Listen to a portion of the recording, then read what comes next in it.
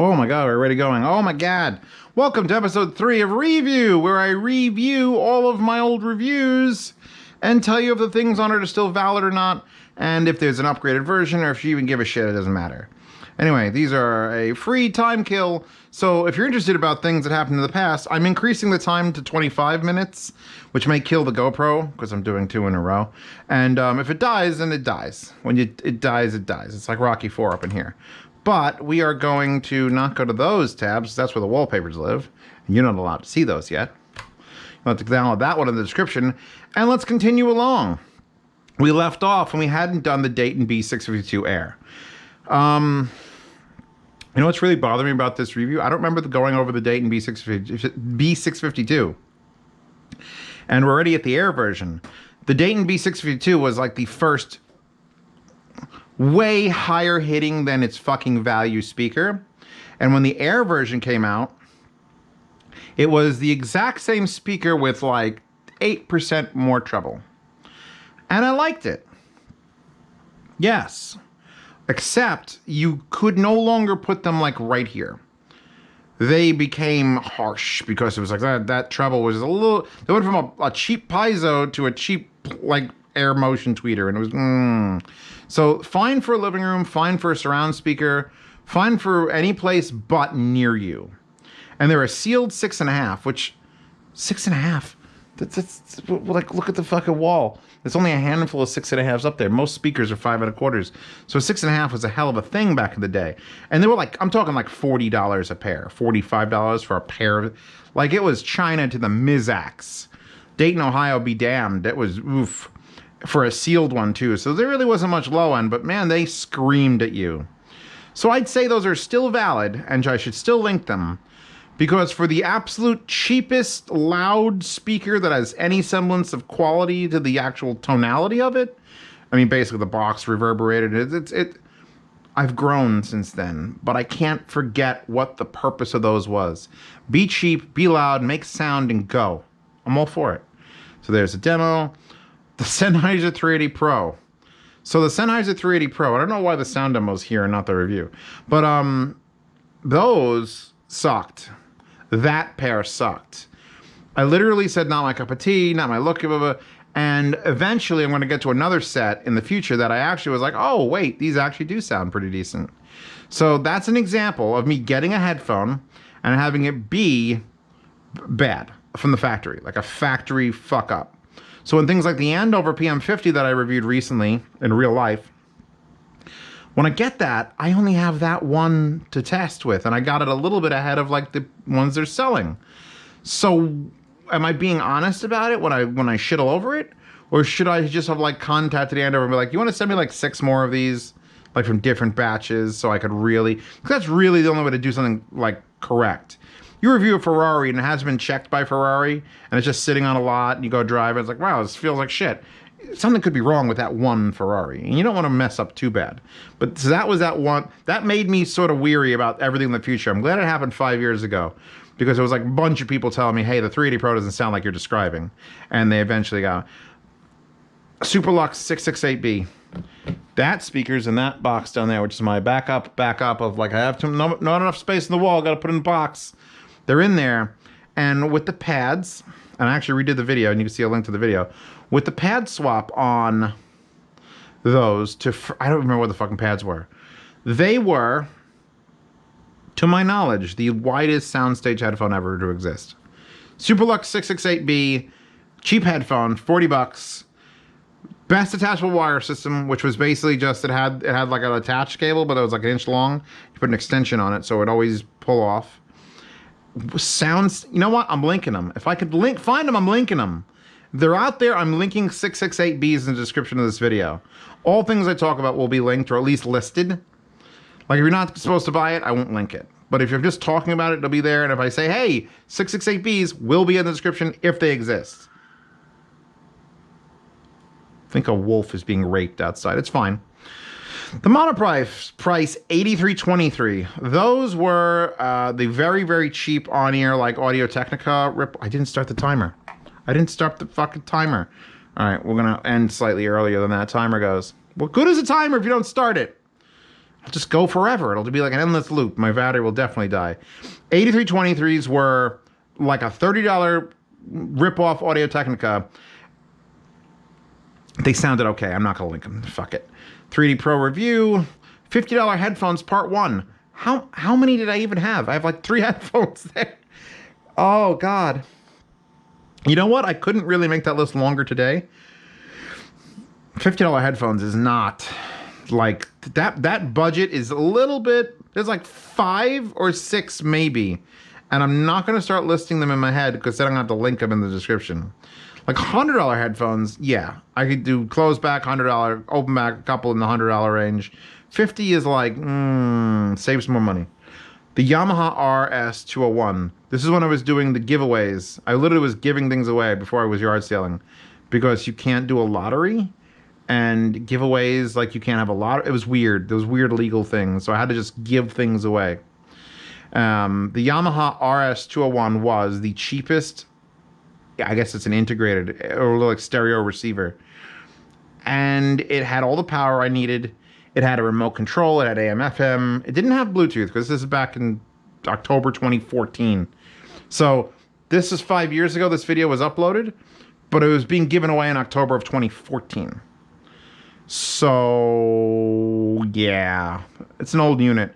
There's a chance I'll be getting for review, and it's gonna go in and out of Autorama, but they have like their higher end Yamaha, like with the fucking dials. Like, oh, I said, they was like, do you want to review this, but can I get it done in 2 weeks? I'm like, bitch, I'll get it done in 4 days.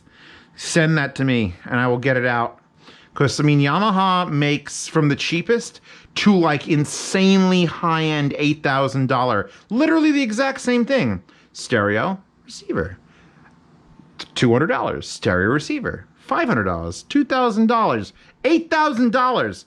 Yamaha is very strange. They make the same thing, just more expensive versions of it. The Teac LS-H265b. What a mouthful. Face reveal speakers. If you don't know about my face reveal, it happened in the sound demo or the actual review. Bye, tubers. Did you poop under the table? No? No, good. Too long didn't watch. Best speakers I have heard owned.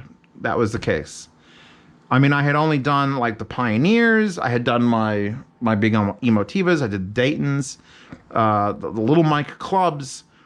Those things, 5 1/4, really nice tweeter. My brother still uses those on his desk to this day. This fucking minute, he's using that.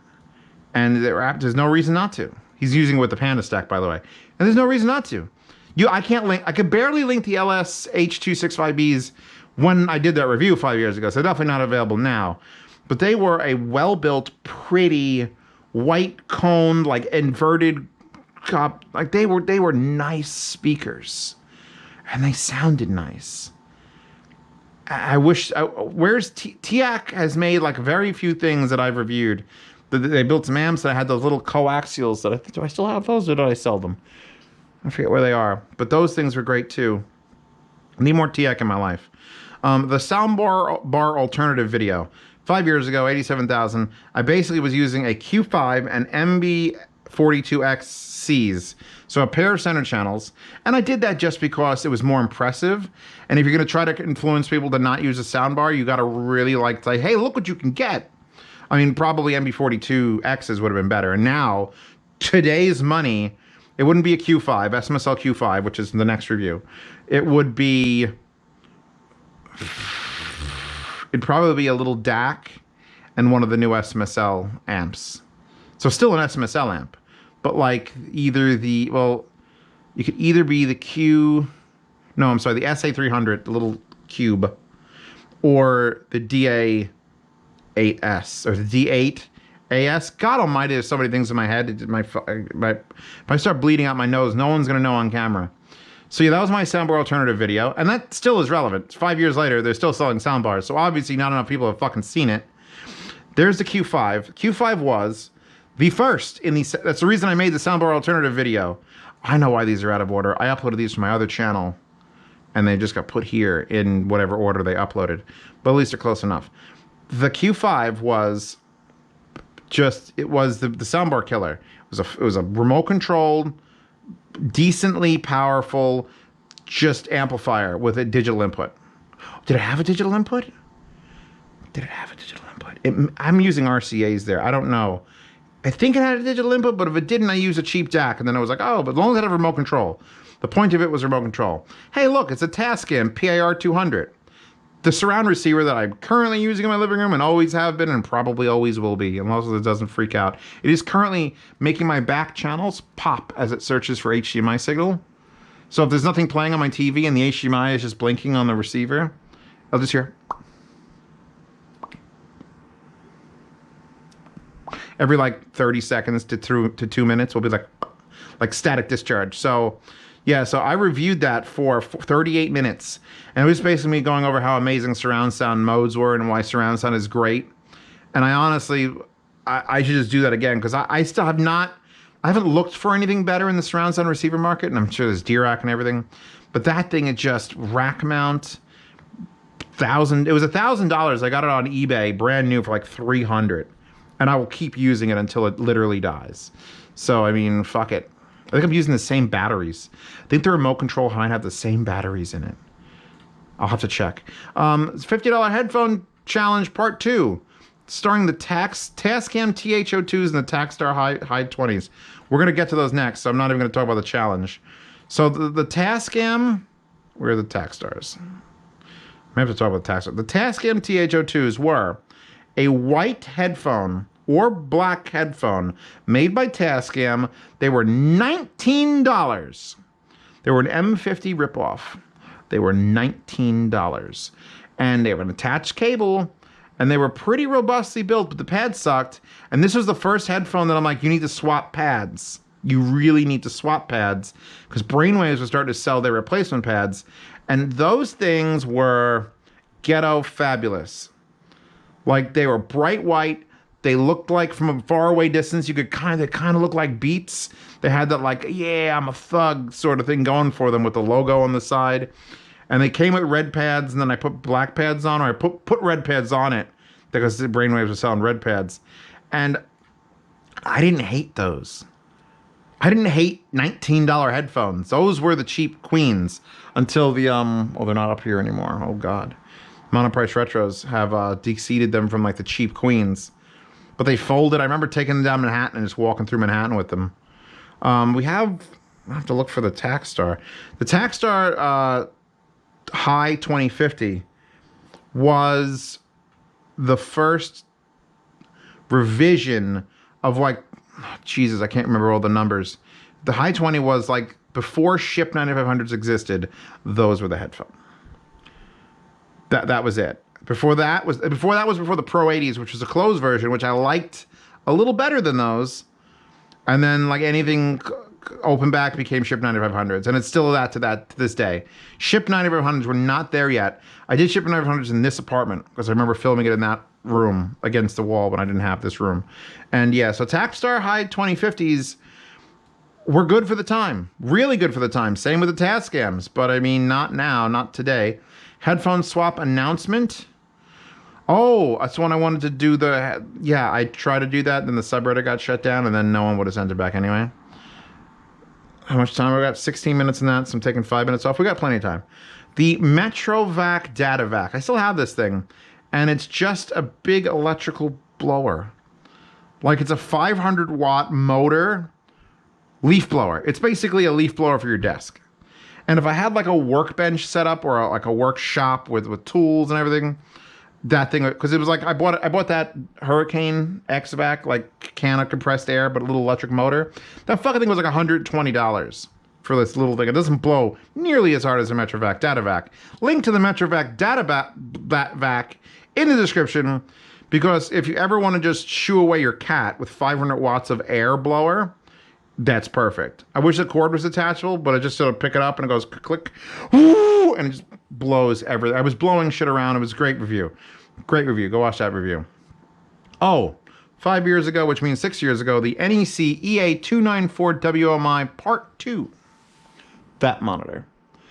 That monitor, to this day, that monitor. I bought that. I saved up so much money because I had GAD MFW900, but that's the Silicon Graphics CRT version. So that monster, I have 3 of those. Only one of them lives here with me in Philly. But I bought that because there was no way I can go from the glory that was that CRT and is that CRT to anything that was low end. So I spent $700 on that fucking monitor. And that's why it looks so good, and that's why it still works, and that's why there's nothing wrong with the colors, because it was an amazing piece of equipment, like color accurate. And I actually filmed that review 2 parts, or at the same time with 2 cameras.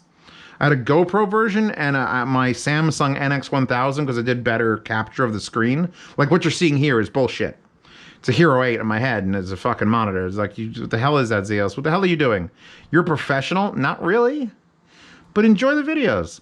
So yeah, I loved that. I loved that monitor. I love it. Look at that monitor got 3 different videos. I milked that thing. Milked it. Super Daytons. There's my Emotivas. It's big. It's black. It doesn't look like a bitch. You don't get comments like that except for out of my mouth now. So yeah, I don't think that exists anymore. Look it up.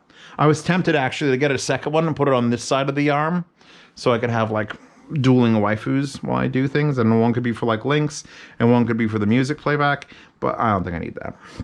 Not in my life. A vertical 4K is next. This vertical, but it needs to go through the table so that the middle of the screen is not here, because then you can't see the ceiling. I've tried it. This will rotate if I just rotate it, and it's you can't do it with a desk. You need to have like a cockpit. Hey, the Mad Dogs. Someone was asking about the Mad Dogs. This is probably the first video where people actually want to know. The Mad Dog headphones were, and remain, the first real legit Fostex T50 mod that anyone should care about. And I love those headphones. They're in a box currently down there because A, I don't want to stretch them over a phone block, and B, I know that there's better things out there right now. But back in the day, there was nothing better than those. They did, Mr. Speaker's Dan Clark Audio put those massive pads on there and he tuned the living fuck out of them. Those headphones built the Voces. Just think about that. Those headphones were the reason he was able to make the Alpha Dogs and the Alpha Dog Primes. And then what came after the Alpha Dog Primes when he started building his own headphone and not just modifying the drivers? Was it the Ethers? Did the Ethers come next? Or the Aeons? Whatever. The whole of Mr. Speakers came from the Mad Dogs and their success. And it was just a modified T50. Which is why Modhouse should be charging more so he could have Voce in 5-6 years. I want to see him. I want to see Ryan tune a goddamn, $4,000 electrostat. Please. Those things were just... I took those to Japan. I rode those in the plane all the way to Japan. And those were the headphones on the plane. I looked like a big dumbass. But I knew I was listening to better shit than anyone else in that fucking 12-hour flight. The Overnight Sensations, which was a built speaker kit. We'll see if it's still for sale. I highly doubt it. It is currently unavailable, but the page still loads. And it was just 2 boxes. You had to assemble yourself. Speaker, tweeter, port, all the things to build the crossover. I forgot how much it was, like $250. But they came with hi-fi drivers. They were legitimately good, but I did not have the power at the time to push them. Like I had the power. I had my father's Pioneer D1S, which was like 130 watts per channel. And that was it. Like you needed that much power to make them make any sound louder than just like, ah. And I borrowed those from someone local to me in New York. And he like met me at a mall and he didn't try to touch me because that was a weird, that was the first time that ever happened. Like, hey, I want you to review these. So I had gotten like enough of a reputation on Reddit and whatever that people were like, hey, review things. And now we're here. So, I mean, it's like a love story. I should write a book. The AudioEngine B1, still have that hooked up in the living room. Even though I know there's newer things and there's better things because LDAC doesn't exist. But the AudioEngine B1 was a like $200 at the time Bluetooth receiver. All it was an antenna and an RCA and fiber optic out. And that was it. And it acted like any other Bluetooth receiver. You turn it on, it connects, your phone looks for it. Oh, I want to connect to the AudioEngine B1. And then RCAs with a good DAC. That $200 was all in the DAC. Cleaned up the Bluetooth signal and sent it out, and it worked great. Or you used fiber optic, and it worked great. Fiber optic's currently hooked up in my living room to go to my receiver. And there's a million alternatives now. The one I use for my live streams have multiple. None. Okay. Okay, I don't have it. Taltronics makes one. It's like $55. It's like super long range and optical in and out and analog in and out, and it sends and receives, and it's a million things, and it's cheap. And I would totally recommend that over that. But that thing is still here, and I haven't decided to sell it. The Audio-Technica ATH Pro 500 Mark II. That thing was a bass cannon, and I needed to change the pads. And it was so uncomfortable. It was so fucking uncomfortable. It was the worst uncomfortable. This is one of those Audio-Technica products that I'm like, oh God, do I love this or do I hate this? I called them the baby Japanese import of the M50s. Mark II will murder your head with their stock uncomfortability. It was uncomfortably. I don't know how I was writing. It's grammar. Shut up. Yeah, no. Oh God. I would not recommend those now, knowing what I know and what's out there, like MSR7s. There's another Audio-Technica product. Or Z7, Sony Z7. Any other headphone but those. Those things were no. The T652 towers. The Dayton, not Air Towers, but the Dayton towers, the Tower, were dual 6.25, dual 6.5s, same tweeter, big box. I don't even know if it was ported, come to think of it. So they threw a little bit more low end and only a little bit more volume. And it was like, yeah, but like, I mean, they were so cheap. They were so cheap. Like, why not get those? I'm talking like $60 or $70 a pair. $100 a pair, cheap. Like for towers, like they were legit 32 inches tall. So I mean, fuck it. Yeah, fuck it. Grab a pair. If they're still available, I'll link them, but I don't think they are. The RadioShack Digital AV 5-way switch. I still have that in that box. I tried to build a headphone splitter that would let you plug in 5 amps and then plug in one headphone and have it just switch between the amps so I could hear differences in amps. But it turns out the circuitry in there was freaking it out because it had feedback loop protection and it was bad. We don't need to know about that. Anker Bluetooth speaker. It's a square. I think it's in my Corolla still. I think I just left it in my Corolla. It might be dead. Anker makes a ton of good Bluetooth speakers. Like everyone's like, oh, Anker's shit. I keep a $60 one in my current car, and I charge it every few months to just keep it going. And it's honestly not bad. That one was like a little bit of like it was like the first Bluetooth speaker I ever reviewed 5-6 years ago. So I mean, whatever it was. The original Schiit Fulla, that little thing, the little one that was like this big. Sharp ass metal, weird volume knob, had some like hot problems. Like it literally got hot in your hands. We're gonna have to end this soon because I forgot to start the timer. Yeah, no, that thing was made in the USA. Big bold letters. Yay, big bold letters. But I mean, I recommend the FIO E10K over it. It was interesting, but it wasn't good enough for me to like gush over it. I even was recommending this SMSL M2 instead. Real quick, let's finish up on the CHC Colorado headphones. These things are gorgeous, made in China. There's no way they're even for sale anymore. There's no way. It's not even going to be. Oh wow, there's at least a page. Look at this thing. Look at this metal and the leather strap, and they like there was all metal, and it was had a weird metal folding mechanism, and I didn't think I liked the way they sounded. They're not memorable in any other way, but they were built fantastically. Way above what they cost, but they were no. But they were unique enough that I paid attention. So yeah, I don't think the California headphone company is still in business. Amazon Basics, yeah, no, they don't make the Go anymore. So yeah, that was like a non-issue headphone that came and went real fucking hard. So that's today's thing. We'll start tomorrow or the next week on the Google Cardboard $9 VR headset, which reminds me, if you want to download that in the description. That's a screenshot. That's great. Dagashi Kashi, he's a great show.